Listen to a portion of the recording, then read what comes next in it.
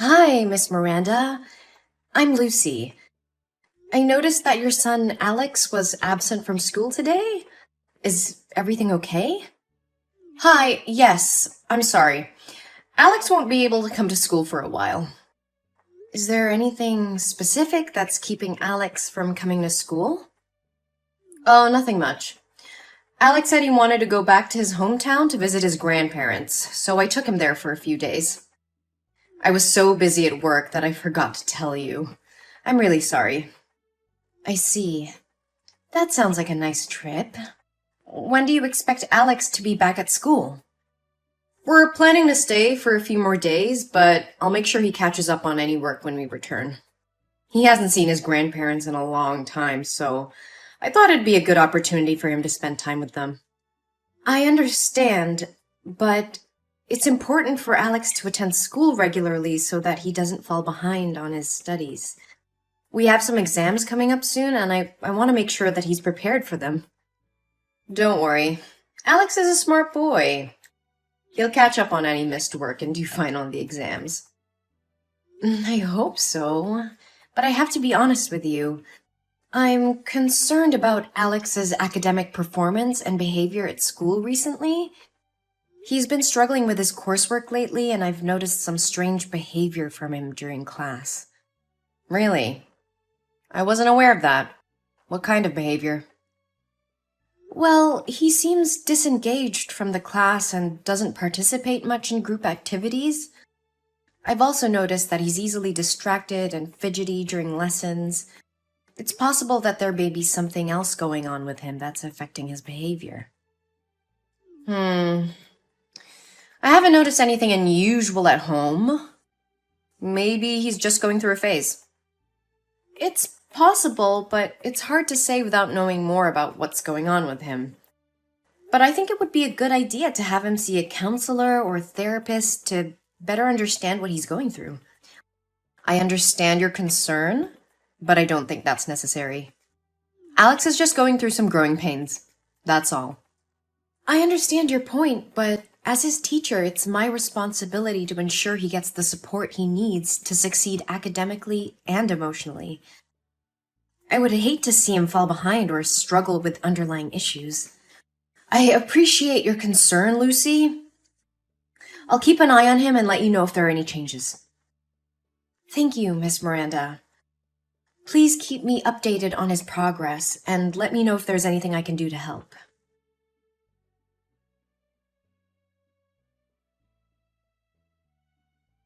Hi, Miss Miranda. This is Lucy. I hope you're doing well. I wanted to follow up with you about Alex's behavior in school today. Hi, Lucy. Thanks for checking in. I'm sorry to hear that. What's going on?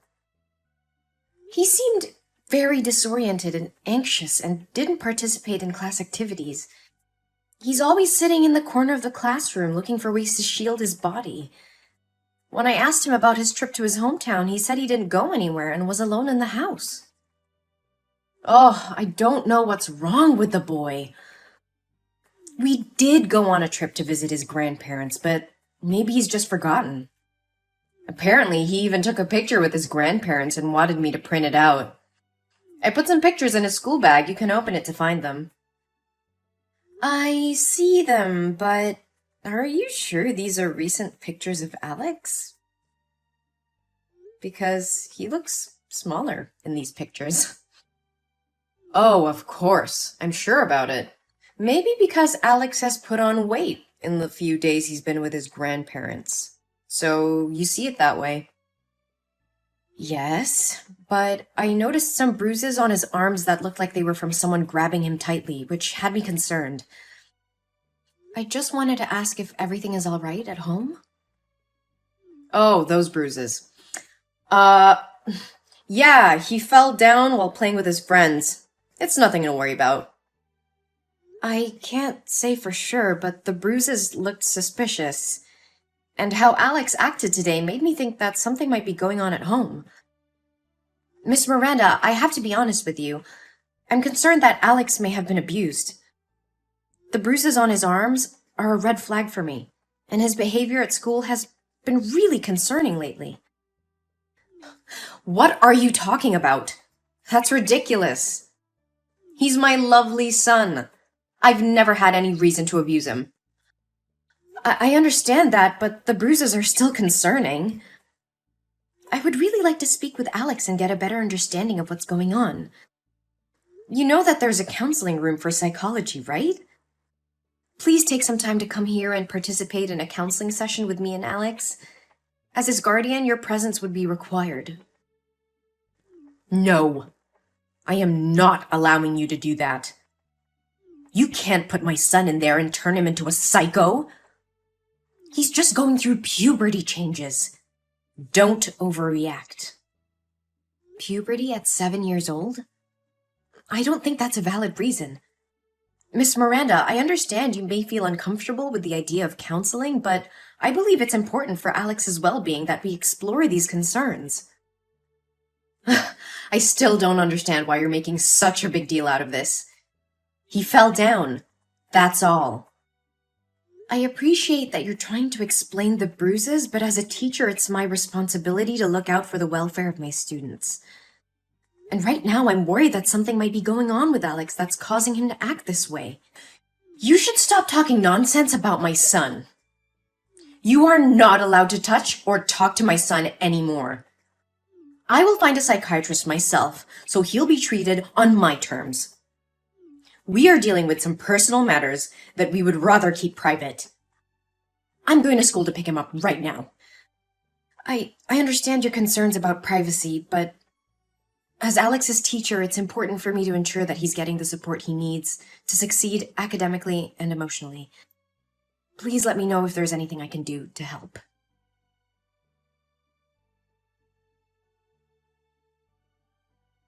Hello, Miss Miranda. I was just wondering if everything is all right. Alex hasn't been in school for 3 days, and I'm a little concerned. There's nothing to be concerned about. Alex didn't want to go to school, so I let him stay home. I see. However, with only 3 days left until the exam day, it's not a good idea for Alex to take too many breaks. He won't be eligible for the class if he continues to miss school. I understand your concern. I took Alex to a psychiatrist, and she recommended that he rest for a while. So, I followed her suggestion. If that's the case, I can help Alex apply for a leave of absence from school so he won't fall behind. How is Alex's condition? He's much better now. The test results show that he has a developmental anxiety disorder and a tendency to self-harm. The bruises were caused by him. Lately, he's been experiencing a lot of anxiety, and it's been difficult for him to attend school. I'm sorry to hear that. Anxiety can be really tough to deal with. I would like to visit Alex to see how he's doing and offer any assistance I can. Could you arrange that? I appreciate your concern, but it's not necessary. We're taking care of everything at home, and Alex is receiving the support he needs. I understand. Can I at least drop Alex some study materials, assignments, and study guides? I just want to make sure he's doing okay. We're working with a tutor to make sure he doesn't fall behind, so I think he'll be fine. Thank you for your concern, but I'd prefer it if you didn't visit him now. We just want some privacy to deal with the situation. Of course, Miss Miranda. Please let me know if there's anything else I can do to support Alex.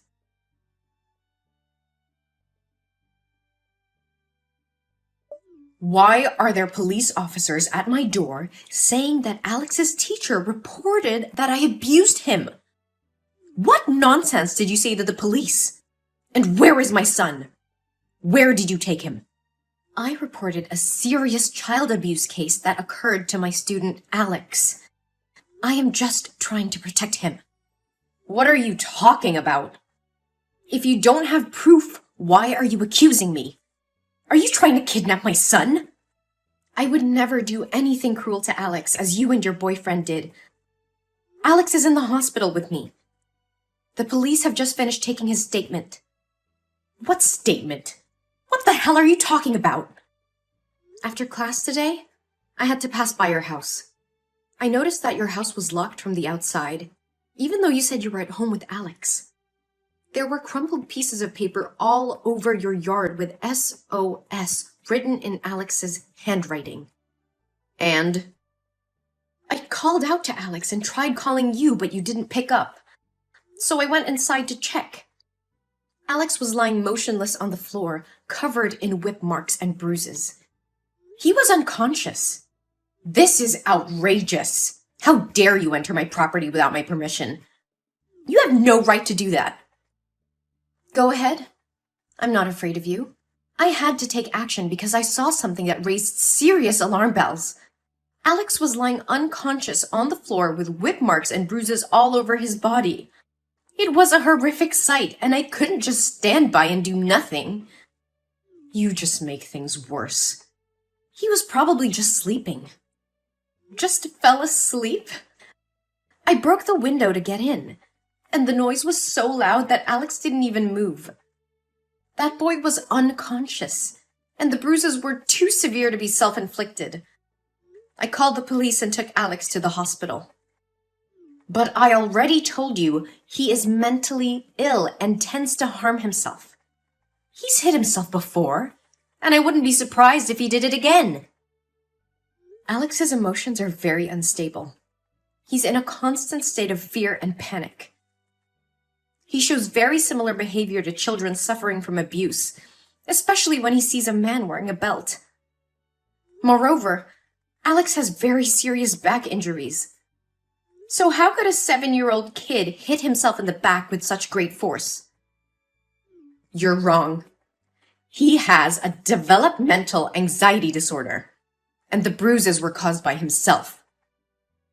The psychologist at the hospital checked Alex, and they said his emotions were very similar to those of an abused child.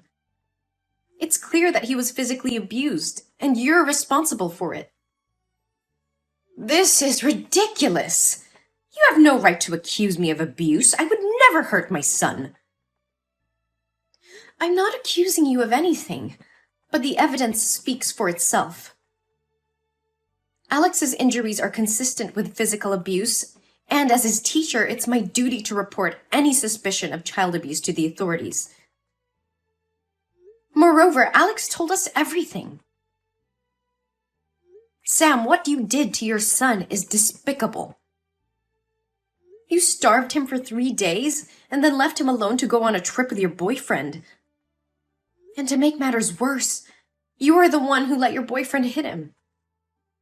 He said he begged for your help, but you did nothing but sat on the sofa and watched that man hit Alex with a smile on your face. How could you do that to your own flesh and blood? I don't have to explain anything to you. Alex is my son, and I can do whatever I want with him. No, you cannot. Child abuse is a serious crime, and you will face the consequences of your actions. I have already reported the abuse, and they will take all the necessary measures to ensure Alex's safety. You can't prove anything. It's your word against mine. That freaking kid just imagined it all. Oh, I have proof. The hospital documented Alex's injuries, which will be useful as evidence in court. And let me remind you, there were crumpled pieces of paper with SOS written on them all over your yard. Your son was clearly trying to ask for help, and you ignored his cries. I don't care about your accusations. You will regret getting involved in my business. I will not regret doing what's right for my student. Alex deserves to live in a safe and healthy environment, not in a home where he is starved and abused. And I will make sure justice is served for him. You don't know anything about me or my family.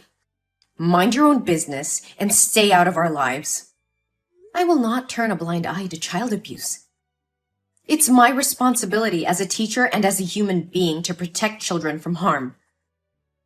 I will continue to report any suspicious behavior or signs of abuse, no matter who it involves. Listen, I understand that you care about Alex, but I also know that kids can make things up. Alex could have just fallen and injured himself. You don't want to ruin my life and my family's life over something that might not be true, do you? I'm willing to pay you a large sum to testify that Alex lied about the abuse. I won't do it. Alex didn't lie, and I won't perjure myself in court just because you want to cover up your crimes. I can't turn a blind eye to what Alex is going through. Money won't change my mind. But think about it. You could have all the money you need. No more struggling to make ends meet. Just say that Alex made it all up, and we can put this whole thing behind us. I can't do that, Miranda. Money won't make me betray a child who needs help. I won't let you get away with abusing your own son, and you should be ashamed of yourself for even suggesting such a thing. I'm not afraid of you, Miranda. I'll do whatever it takes to protect Alex. I can't understand. Why are you so determined to protect that brat? Because I can relate to his situation. When I was a child, I was also a victim of abuse, but nobody helped me at that time. I know firsthand how it feels to be helpless and vulnerable, and I don't want anyone else to go through what I went through. You know you'll never be able to stop all the abuse. Let's just skip it this time and take the money. I know it, but it's time to break the cycle of abuse and neglect. I will do everything in my power to make sure Alex gets the love and care he deserves. You should stop talking nonsense. One day you'll have to pay the price for meddling in other people's family affairs, bitch. Hey! Answer me! I will kill you! Damn it!